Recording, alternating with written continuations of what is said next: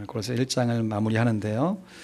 골로새 1장 28절, 29절 말씀 우리 다 찾으셔서 같이 읽도록 하겠습니다. 골로새서 1장 28절, 29절 말씀을 중심으로 세우려 하고라는 제목으로 하나님의 말씀 증거합니다. 골로새 1장 28절, 29절 짧으니까 우리 큰 목소리로 다 함께 봉독합니다. 시작.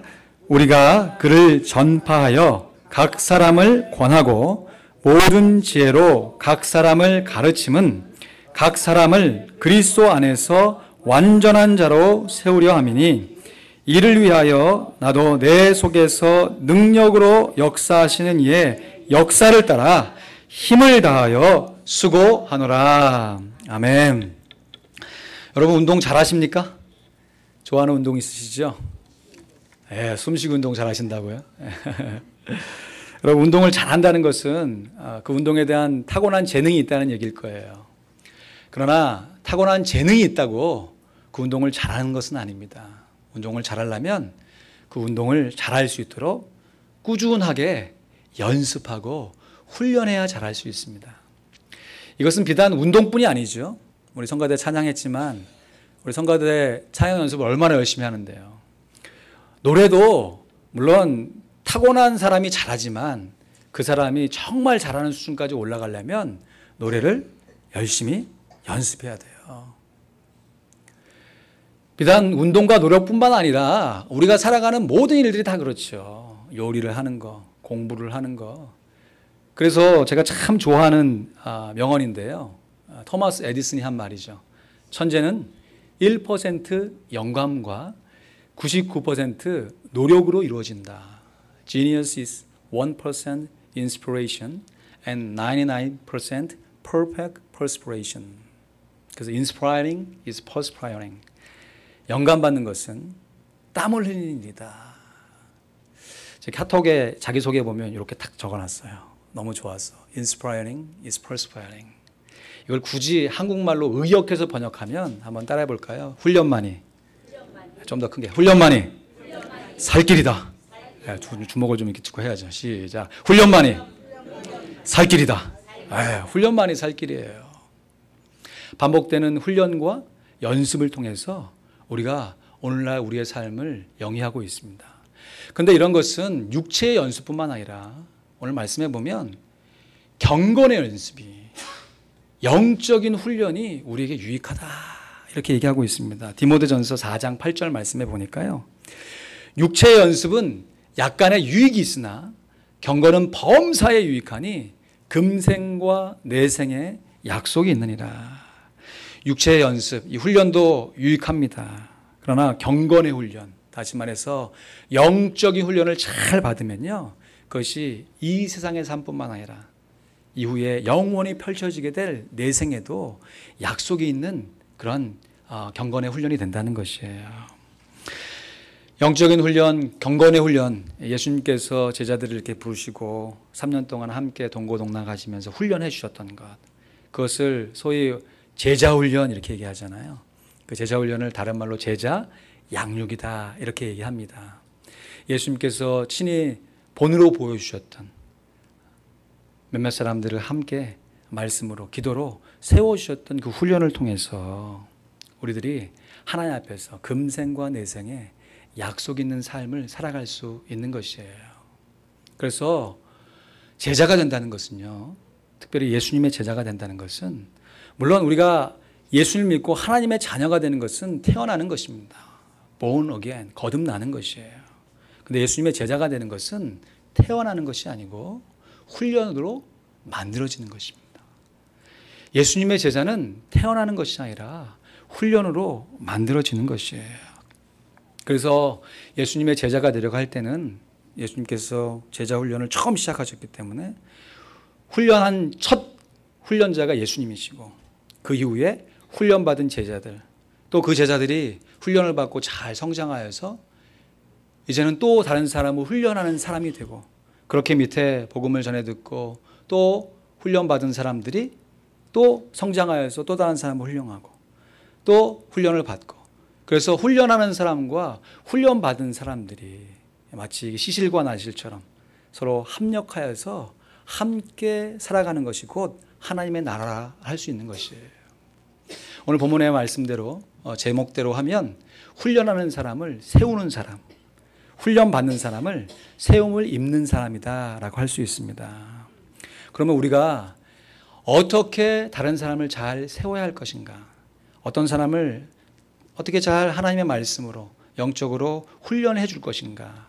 오늘 사도 바울이 증거했던 짧지만 오늘 본문 말씀을 통해서 교훈을 받고 우리도 실제로 다른 사람을 세우는 사람이 될 수 있기를 간절히 소원합니다.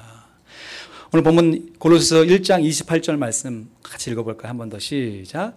우리가 그를 전파하여 각 사람을 권하고 모든 지혜로 각 사람을 가르침은 각 사람을 그리스도 안에서 완전한 자로 세우려 함이니 우리가 그를 예수님을 전파하여서 사람을 세워간다라고 하는데 여기서 말하는 우리가 누군가 사도 바울뿐만 아니라 디모데를 가리킵니다. 골로새서 1장 1절 2절 말씀해 보니까 하나님의 뜻으로 말미암아 그리스도 예수의 사도된 바울과 형제 디모데는 그러면서 골로새에 있는 성도들 특별히 누구냐면 곧 그리스도 안에 있는 신실한 형제들에게 편지한다라고 했습니다.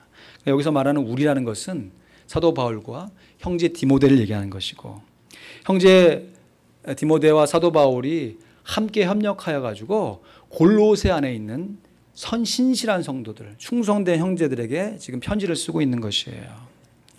근데 골로새서는 사도 바울이 골로새 교회를 단 한 번도 방문해 볼 수가 없었습니다.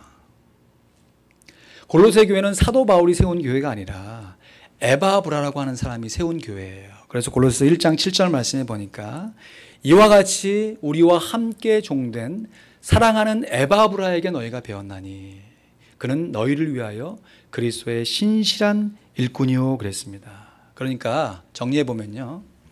사도 바울과 디모데가 골로새 교회에 있는 에바브라를 훈련하여 세웠습니다. 그렇게 세움을 받은 에바브라가 골로새 지역에 가서 골로새 교회를 아름답게 세운 것이에요. 세우면서 혼자 세운 것이 아니라 골로새 교회 안에 있는 신실한 형제들과 함께 세운 것이에요. 그리고 이제 지금 옥중서신이잖아요. 골로새서가. 감옥에 있는 이 사도 바울과 디모데가 생명부지 한 번도 만나본 적이 없는 사람들이에요. 골로새 교회에 있는 신실한 형제들, 다시 말해 에바브라에 의해서 세움을 받은 형제들에게 편지를 써서 지금 너희들이 그렇게 세움을 받았으니까 또 다른 형제를 잘 세워라 라고 권면한 것이 바로 이 골로새서인 것이에요. 믿음의 영적 4대가 이어지는 거죠. 사도 바울과 디모데, 그리고 그로 인해서 복음을 전해들은 에바브라에 의해서 세운 골로새 교회의 신실한 성도들, 그리고 이제 그 성도들로 말미암아 세워질 골로새 교회에 있는 일반 성도들, 믿음의 4대가 연결되는 거예요. 이러한 사도 바울의 이 제자 훈련, 이 제자 세움의 원리는 디모데 후서 2장 1절에 이렇게 아주 간략하게 소개해주고 있습니다. 내 아들, 이렇게 얘기해요. 여기서 내는 바울을 얘기하고 디모데를 아들이라, 영적인 아들로 삼아가지고 아들아 이렇게 얘기하죠. 그러므로 내가 그리스도 예수 안에 있는 은혜 속에서 강하고 내가 많은 증인 앞에서 내게 들은 바를 충성된 사람들에게 부탁하라. 저희가 또 다른 사람을 가르칠 수 있으리라. 여기서도 믿음의 4대가 연결되죠. 사도 바울이 먼저 믿음의 아들인, 영적인 아들인 디모데를 잘 양육하여 세웠습니다. 그렇게 세움을 받은 디모데가 자기가 목회하고 있는 현장 가운데 충성된 사람들을 잘 세워가지고 일으키는 것이에요. 세우는 것이죠. 그리고 그렇게 세움받은 충성된 사람들이 또 다른 사람을 가르치는 것입니다. 영적인 4대죠. 바울, 디모데, 충성된 사람, 그리고 또 다른 사람이 연결되어져서 이 제자 양육의 연결고리가 이어져 가고 있는 것입니다. 사실 따지고 보면 우리들도요, 이러한 영적인 믿음의 4대 가운데 어느 한 세대를 살고 있다 해도 과언이 아닙니다. 감사하게 태어나 보니까 우리 부모님이 예수님을 잘 믿는 가정에서 태어났어요. 할렐루야. 이거보다 더 복된 것이 어디 있겠어요. 그래서 부모님으로부터 어려서부터 말씀을 배우고 하나님의 사랑을 느끼면서 잘 양육을 받고 영적으로 세움을 받을 수 있습니다. 그렇게 세움받은 사람이 결혼을 해서 자기의 자녀들에게 또 손자들에게 복음을 증거해주고 아름다운 가정을 이어가면 이것이 믿음의 사대를 이어가는 것이죠. 근데 영적인 원리는 이 육적인 제너레이션뿐만 아니라 또 다른 원리로 진행되어 가는데 꼭 나의 육신의 부모님으로부터 영적인 유산을 물려받지 못한다 할지라도 오늘 본문에 그러잖아요. 바울이 디모데를 향해서 자기 아들이라 삼고 있잖아요. 아들이라. 영적인 아들로 삼을 수 있거든요. 그래서 저 같은 경우는 저희 아버님이 예수님을 안 믿으셨던 분이에요. 근데 살아가는 과정 가운데 저를 훈련시켜 주시고 저에게 하나님의 말씀을 가르쳐 주신 영적인 아비와 같은 분들이 계셔서 오늘날 저의 모습을 갖추게 되고 제가 함께 살아가는 저의 자녀들뿐만 아니라 함께 생활하고 있는 성도님들을 말씀으로 함께 세워가고 그렇게 세우신 우리의 교회의 성도님들이 또 다른 사람에게 복음을 증거하고 세워가면 이 영적인 이 제너레이션, 믿음의 4대가 이어져 가는 것이죠. 그런데 이렇게 영적인 제자 양육, 영적인 이 세움의 원리가 이루어지기 위해서는 이것은 결코 집단으로 해서 이루어지지 않습니다. 제자 양육은 반드시 개인적으로 이루어져야 하는 것이에요. 각 사람을 그 형편과 처지에 맞게 눈높이 교육한다고 그러죠. 그 위치에 맞게 잘 세워줘야 돼요. 물론 우리들이 함께 예배할 때는 이렇게 함께 회중으로 나와 하나님께 예배할 수 있습니다. 그러나 우리가 하나님께 회중으로 예배한다 할지라도 우리들이 각자 한 사람 한 사람이 하나님 앞에 예배를 해야 해서 물론 우리가 전체로 예배를 성공해야겠지만 내가 드리는 나의 하나님께 드리는 예배에 성공을 해야 되는 것처럼 우리가 양육을 받는다고 할 때, 양육을 한다고 할 때도 각 사람을 제자 훈련해서 잘 세워줘야 돼요. 오늘 본 말씀 28절 한 번 더 보죠. 한 번 더 읽어볼까요? 시작. 우리가 그를 전파하여 각 사람을 권하고 모든 지혜로 각 사람을 가르침은 각 사람을 그리스도 안에서 완전한 자로 세우려 함이니 했습니다. 여기서 말하는 완전하다는 것은 perfect이라는 의미도 되지만 몰초한다는 의미가 있어요. 여기 세상 살면서 사람이 어떻게 완벽할 수 있겠어요? 그러나 완벽하지 못하더라도 허물이 좀 있고 실수가 있어도 성숙할 수 있습니다. 그리스도 안에서 성숙한 자로 세워간다 하는 뜻이에요. 그렇게 한 사람을 성숙한 자로 세워가기 위해서는 각 사람을 제자 훈련해야 돼요. 각 사람을. 그래서 제자 사육이라고 부르지 않죠? 여러분 어느 교회에서 제자 사육합니다 이렇게 얘기하나요? 제자 양육한다 그러죠. 양육한다 그러죠. 여러분 사육과 양육의 큰 차이가 뭡니까? 둘 다 길러내는 것이에요. 사육은 가축을 사육한다, 뭐 닭이나 소를 사육한다 그러지 인격적인 존재의 사육이란 말을 듣지 않아요. 사육해서 사육하는 사람이 잡아먹거나 뭐 팔거나 사육한 사람을 위해서 하는 것이 길러내는 것이 사육이에요. 근데 양육은 철저하게 인격적인 존재가 인격적인 방법으로 길러내는 것이에요. 그래서 자녀 양육이다 이렇게 얘기하죠. 혹시 자녀를 사육하시는 분? 자녀 양육이죠. 인격적인 존재를 한 사람 한 사람씩 잘 길러내는 것이에요. 제자 훈련도 그래서 제자 양육이다 그렇습니다.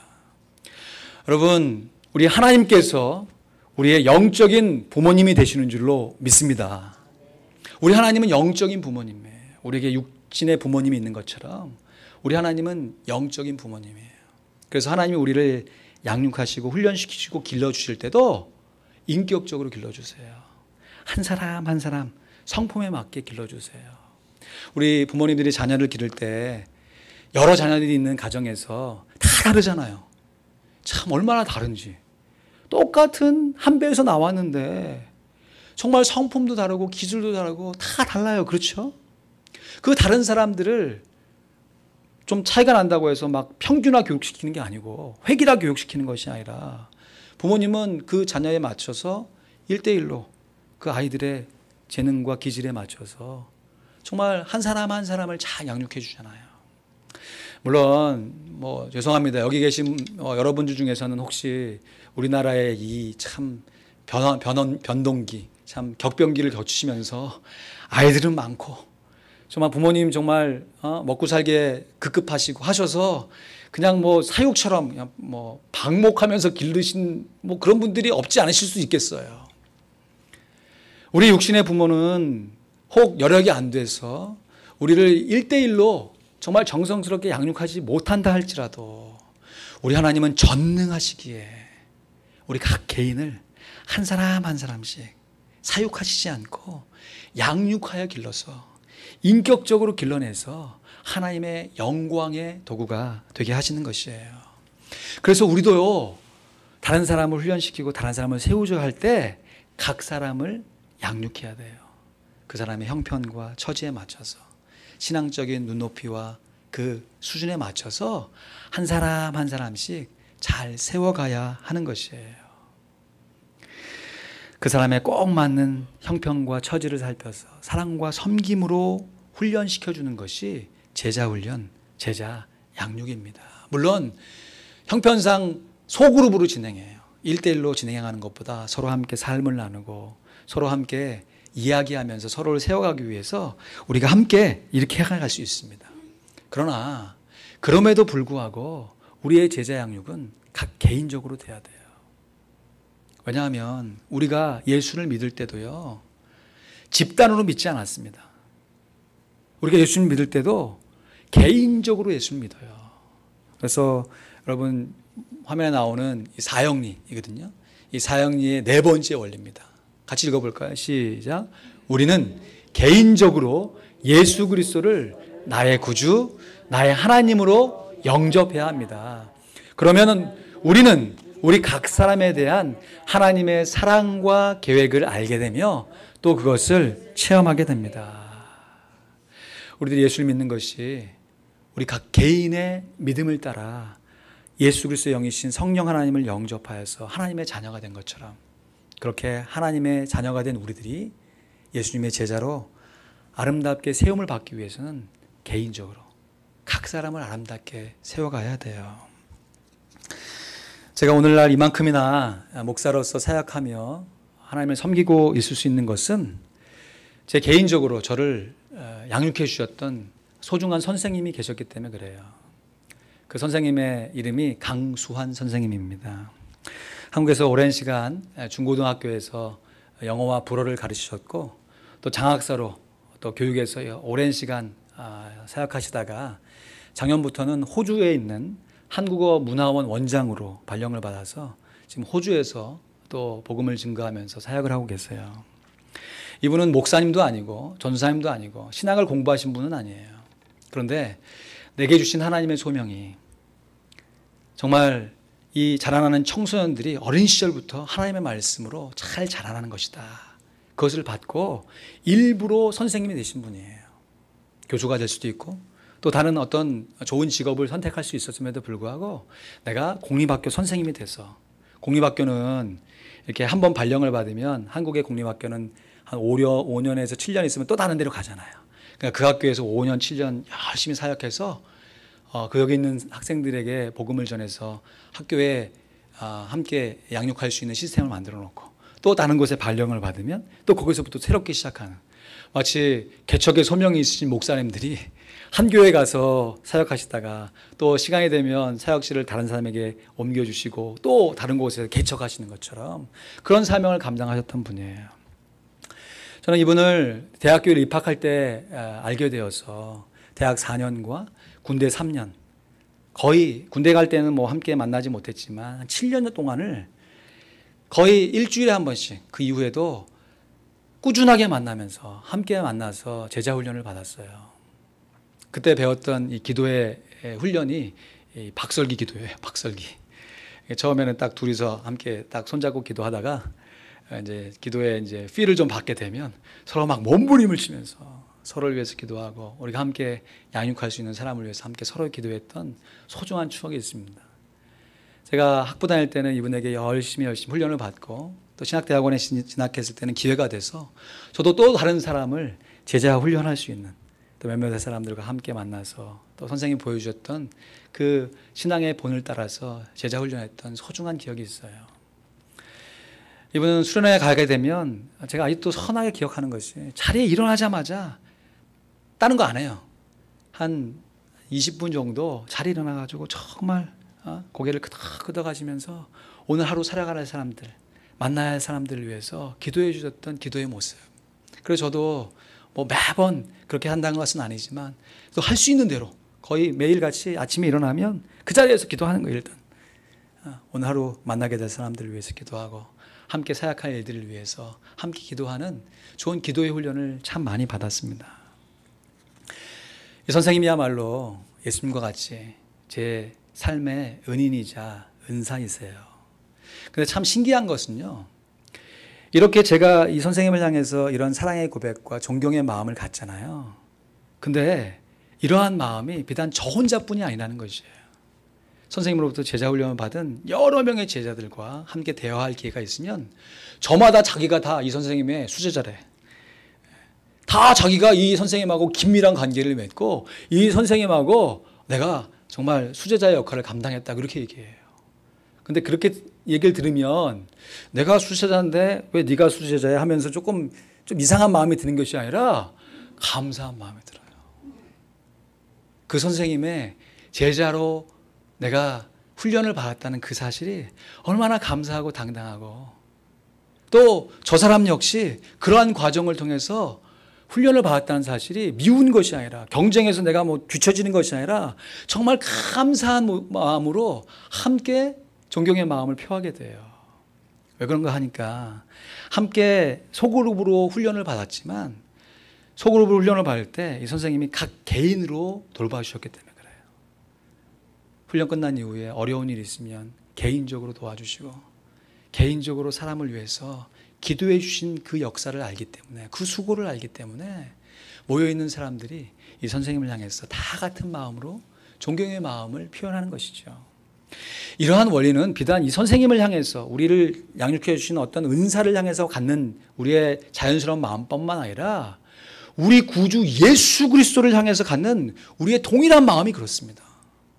여러분, 우리가 여러 명의 예수님 중에서 어느 한 예수님을 탁 모셔다가 나의 구주입니다라고 살아가는 거 아니잖아요. 우리의 구원자 되신 예수 그리스도는 하나님의 아들이신 독생하신 예수님 한 분이신 줄로 믿습니다. 여러분이 믿는 예수님도 제가 믿는 예수님도 이 세상에 있는 모든 사람들이 믿는 예수님도 동일하신 그 예수님 한 분이에요. 근데 그 한 분 예수님을 모두가 다 각자의 주님이래요. 자신의 구원자와 구주라고 고백해요. 그리고 함께 모여서 그 예수님을 함께 높이고 찬양해도 우리의 마음이 서운하지 않아요. 오히려 더 기쁩니다. 왜 그렇죠? 예수님께서 우리 온 인류의 구세주가 되시는데, 구세주가 되신다는 말이 나의 구세주, 나의 하나님이 되시기에 나의 형편과 처지를 1대1로 돌봐주시는 하나님이라는 것을 우리가 인정하기에 우리가 함께 믿는 예수님을 나의 구주라고 나의 구세주라고 고백할 수 있는 것이죠. 평소에 이 선생님이 입버릇처럼 하신 말씀이 있어요. 내가 내 힘으로 제자 양육할 수 없다.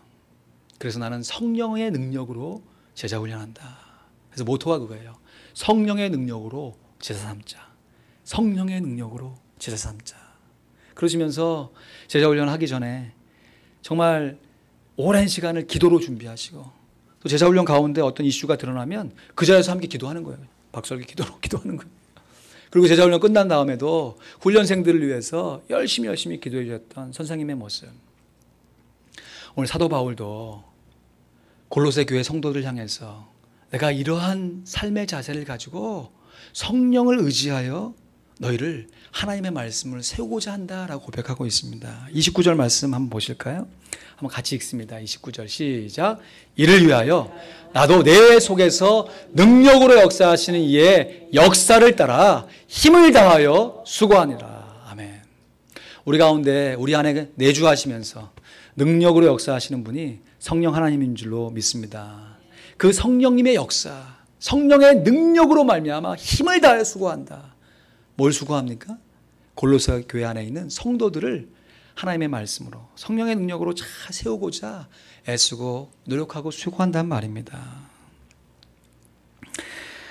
여러분, 우리들도 성령의 능력으로 각 사람을 하나님의 완전한 자로, 성숙한 자로 잘 세워가는 것이 하나님께서 주신 우리의 소명이에요. 하나님께서 주신 소명이 바로 사람을 세우는 것입니다. 여러분, 좀 구분해서 하나님께서 목사인 저에게 주신 소명이 무엇일 것 같습니까? 목회를 잘 감당하고 교회 안에 있는 성도들을 하나님의 말씀으로 잘 양육하며 세우는 것, 인정하십니까? 네. 그걸 위해서 기도하고 계십니까? 아멘. 그렇다면 목사가 아닌 여러분은 하나님께서 주신 소명이 무엇이라고 생각하십니까? 하나님께서 여러분에게 주신 소명 역시 사람을 세우는 것입니다. 사람을 잘 돌봐서 그리스도의 성숙한 자로 세우는 그 역할을 감당하는 것이 하나님께서 주신 우리의 소명이에요. 하나님의 소명이라고 해서 밤에 하나님께서 딱 나타나셔서 얘야, 너는 앞으로 이런 것을 해라, 이렇게 그런 거 말고요. 여러분, 분명히 예수님께서 승천하시기 전에 지상명령으로 우리에게 주신 말씀이 있잖아요. 지상명령. 땅 위에 있는 명령이 아니고 지극할 지자에 높을 상자. 예수님이 하신 여러 가지 명령 중에서 지극히 높은 명령이라는 것이에요. 마태복음 28장 19, 20절. 그러므로 너희는 가서 모든 족속으로 제자를 삼아. 제자 삼는 것이 하나님께 주신 우리의 소명이에요. 하나님께 주신 우리의 사명입니다. 근데 제자를 삼을 때 그러므로 모든 족속에 모든 사람을 예수님의 제자 삼는 게 우리의 사명인데 그냥 삼나요? 그러므로 너희는 먼저 뭐 해야 돼요? 가야 됩니다. 목사인 저는 교회에 가서 제자를 삼고, 성도들인 여러분은 가정에 가서 제자를 삼고, 여러분의 직장에 가서 제자를 삼으면 되는 것이에요. 물론 여기서 말하는 모든 족속으로라고 하는 것을 unreached people, 아직 복음을 한 번도 들어보지 못하는 선교사로 말하는 의미도 되지만, 우리 선교 페스티벌 하면서 우리 선교사님을 통해서 귀한 말씀 들었잖아요. 우리의 삶의 영역 가운데 있는 내 가정의 식구들에게 하나님의 말씀을 증거해서 하나님의 사람으로 잘 세워가는 것. 우리가 함께 모여있는 다락방 식구들에게 나보다 신앙적으로 연륜이 부족하고 나보다 영적으로 아직 자랄 기회를 받지 못한 사람들을 하나님의 말씀으로 잘 세워주는 것이 하나님께 주신 우리의 사명, 소명인 것입니다. 지난 주간에 제가 신방을 하면서 우리 교회 권사님 중에 한 분을 만났어요. 이 사업장에 오늘 이 말씀이 딱 뻗게 있는 것이에요. 딱 들어가니까 골로새서 1장 28절 29절에 우리가 그를 전파하여 각 사람을 권하고 모든 지혜로 각 사람을 가르치면 각 사람을 그리스도 안에서 완전한 자로 세우려 함이니 이를 위하여 나도 내 속에서 능력으로 역사하시는 이의 역사를 따라 힘을 다하여 수고하노라. 이 말씀을 딱 보는 순간 제가 얼마나 기쁘겠습니까? 이번 주에 이 말씀 증거해야 되는데 사업장에 그냥 그 맨 정면에 잘 보이는데 탁 붙어 있으니까 그래서 너무 감사하고 신기해서 권사님 이 말씀을 왜 붙여놓으셨어요? 그랬더니 권사님이 내가 가장 좋아하는 말씀이래요. 그래서 참 이 말씀을 좋아하는 권사님과 함께 신앙생활을 할 수 있는 게 얼마나 감사한가, 감사의 기도를 드렸어요. 제가 왜 이 권사님이 이 말씀을 좋아하는지 알아요. 예전에 대화를 하면서 이런 간증을 해주시더라고요. 예전에 미국에 처음 와서 이런저런 사업을 하다가 세탁소를 하게 되셨대요. 그러면서 얼터네이션 기술을 이제 배우게 되신 거예요. 그래서 이제 여러 가지 여건 속에서 본인이 이제 직접 얼터네이션을 하면서 이제 얼터네이션 나름대로 숙련공이 되신 거예요. 웬만한 거 오면 다 사실 수 있나 봐요. 근데 그때 한참 복음을 증거하고 싶고 다른 사람을 말씀으로 세우고 싶은데 하루 종일 얼터네이션 가게에서 이거 하고 있으니까 사람을 만날 기회가 있어야죠. 그래서 그때 지혜를 내서 신문에 광고를 내셨대요. 사람 구함, 무료 강좌, 얼터네이션 이런 식으로 낸 거죠. 그러니까 얼터네이션을 배우고 싶은 사람들이 자기 발로 찾아온 거예요. 자기 발로. 찾아와서 얼터네이션을 배우겠다 하신 거예요. 그때 모든 사람이 다 배우겠다 하지만 다 끝까지 남는 건 아니잖아요. 그죠? 인내함으로 끝까지 잘 버티는 사람, 또 이 사람 참 성품이나 여러 가지로 좋겠다 하시는 분한테 권면하셨대요. 내가 공짜로 무료로 가르쳐주지만 얼터네이션만 가르쳐주는 것이 아니라 내가 정말 소중히 여기는 하나의 말씀도 함께 나누고 싶다. 오늘 함께 생각해보고 있는 사도 바울의 이 원리에 보면 이 충성된 사람에게 꼭 집어가지고 이제 말씀 양육을 시작하신 거예요. 그로 말미암아 복음을 증거하기도 되고, 그로 말미암아 여러 사람들에게 하나의 말씀을 나눌 수 있는 소중한 기회를 가졌다 간증하신 기억이 있습니다. 여러분, 신앙생활을 수십 년 해도 하나님 앞에 우리가 들고 가야 할 열매는 우리가 하나님의 사명에 얼마나 집중하였는가, 내게 주신 하나님의 소명에 얼마나 충실하였는가, 그 삶의 열매로 하나님 앞에 나아가게 될 줄로 믿습니다. 내가 신앙생활하면서 복음을 전해서 예수님을 새롭게 믿은 영혼이 있는가, 또한 그렇게 새롭게 예수님을 믿게 된 사람 중에서 그냥 갓난아이 같이 교회만 왔다 갔다 하는 수준이 아니라 그리스도의 장성한 분량이 될 수 있도록 성숙하고 온전한 사람으로 나아갈 수 있도록 내가 양육의 수고를 감당했는가. 물론 어떤 특수한 여건 가운데 선교지에 갔는데 무슬림 지역이고 한국 사람도 없고 사람들에게 복음을 증거할 수 있는 여력이 없는 상황 가운데 내 신앙 잘 건사하면서 그 사람들에게 직간접적으로 아주 조금씩 복음을 증거하는 거, 하나님께서 정말 값지게 받으신 일이죠. 비록 그 땅에 살면서 복음의 열매가 당장 드러나지 않다 할지라도 그것이 하나님 앞에서 얼마나 값 있는 일입니까? 그러나 그것은 정말 특수한 경우, 독특한 상황 가운데 벌어지는 일이죠. 여러분, 우리가 미국에 살면서, 물론 이민자로 살면서 쉽지 않습니다. 어렵습니다. 그럼에도 불구하고 우리가 하나님께 예배 드리는 것에 대해서 누가 막는 사람이 있습니까? 우리가 복음을 증거하는 것에 대해서 우리가 복음을 증거하는 감옥에 가두거나 우리가 어떤 물리적인 해를 가하는 그런 상황 가운데 살고 있습니까?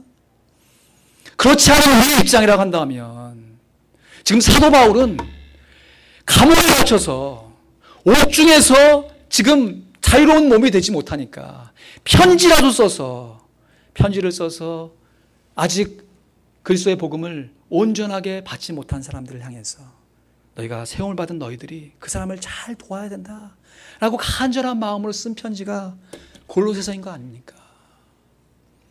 여러분, 이런저런 핑계를 댈 수 있고 이런저런 이유를 드러낼 수 있지만 하나님께서 내게 주신 그 사명을 이루기 위해서 우리가 지혜를 발휘해서 우리가 할 수 있는 최선의 삶을 들여서 하나님께 주신, 내게 맡겨주신 영혼, 내가 돌보아야 될 영혼을 하나님 앞에서 아름답게 세워가야 할 줄로 믿습니다.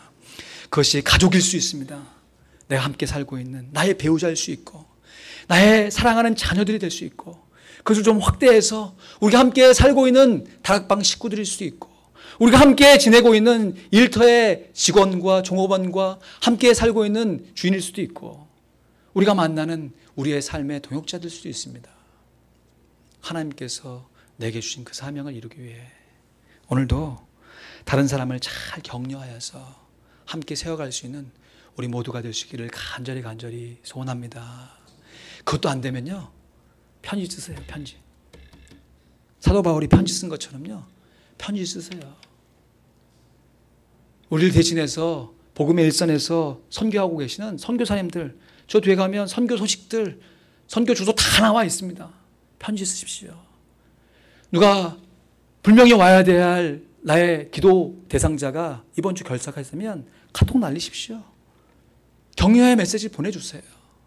그걸 통해서 우리가 하고 있는 우리의 최선의 삶을 통해서 하나님께서 우리에게 속한 모든 성도님들이 그리스도 안에 있는 온전한 자로, 그리스도 안에 있는 성숙한 자로 아름답게 세워가실 줄로 믿습니다. 말씀을 맺습니다. 세우려 하고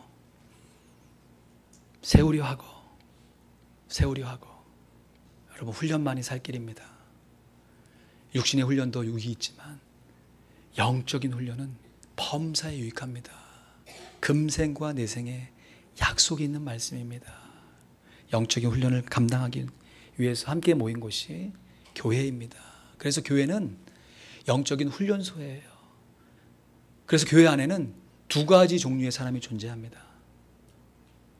훈련을 하는 사람, 사람을 세우는 사람과 훈련을 받는 사람, 세움을 받는 사람, 이 두 가지 종류의 사람이 함께 존재하는 것이에요.